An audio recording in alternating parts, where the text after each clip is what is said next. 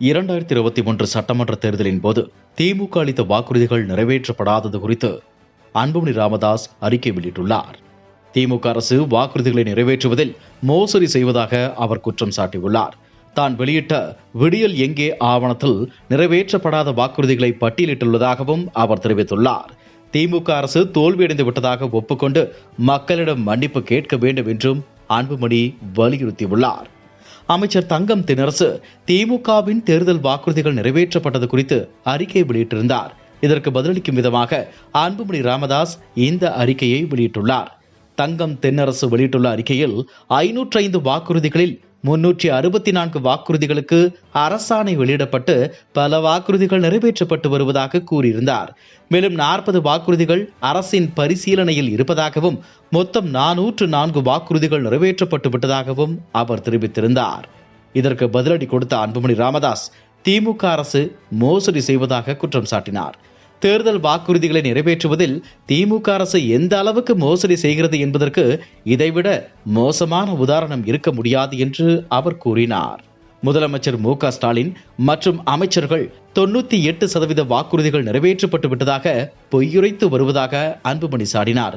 உண்மை நிலையை மக்களுக்கு உணர்த்தும் வகையில் விடியல் எங்கே என்ற ஆவணத்தை வெளியிட்டதாக அவர் கூறினார். அந்த ஆவணத்தில் திமுக சார்பில் அளிக்கப்பட்டு இன்று வரை நிறைவேற்றப்படாத 373 வாக்குறுதிகளை பட்டியலிட்டுள்ளதாக அவர் தெரிவித்தார். வெறும் 66 வாக்குறுதிகளை மட்டுமே திமுக அரசு நிறைவேற்றியிருப்பதாக அவர் கூறினார். அதாவது 13% வாக்குறுதிகள் மட்டுமே நிறைவேற்றப்பட்டுள்ளதாக அவர் குறிப்பிட்டார்.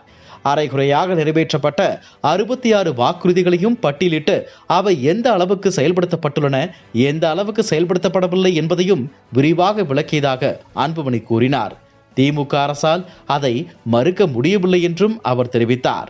திமுக அரசு செய்யாத சாதனைகளையே செய்ததாக கூறி பெருமைப்பட்டுக் கொள்வதாக அன்புமணி விமர்சித்தார். யாருக்கும் பயனற்ற அரசாணை பிறப்பித்திருந்தால் கூட அதை கொண்டாடி இருக்கும் என்றும் அவர் கூறினார். உங்களுடன் ஸ்டாலின் முகாம்களில் பெறப்பட்ட மனுக்கள் எல்லாம் வைகை ஆற்றில் வீசப்பட்டதைப் போல பிறப்பிக்கப்பட்ட ஆணைகளை எல்லாம் கூவமாற்றிலும் அடையாறு ஆற்றிலும் திராவிட மாடல் அரசு வீசிவிட்டதோ என்று அவர் கிண்டலாக கூறினார்.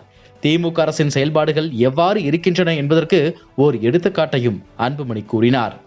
2021 ஆண்டுக்கான திமுக தேர்தல் அறிக்கையில் 221வது வாக்குறுதியாக மாதம் ஒருமுறை மின் கட்டணத்தை கணக்கிடும் முறை கொண்டு வரப்படும்.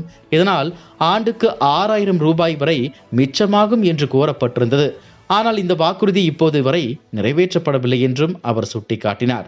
அந்த வாக்குறுதி எப்போது நிறைவேற்றப்படும் என்று இன்றைய செய்தியாளர் சந்திப்பில் மின்துறை அமைச்சரிடம் கேட்டபோது, அனைத்து வீடுகளுக்கும் ஸ்மார்ட் மீட்டர் பொருத்தப்பட்ட பிறகு மாதாந்திர மின் கட்டண வசூல் நடைமுறைக்கு வரும் என்று பதிலளித்ததாக அன்புமணி கூறினார்.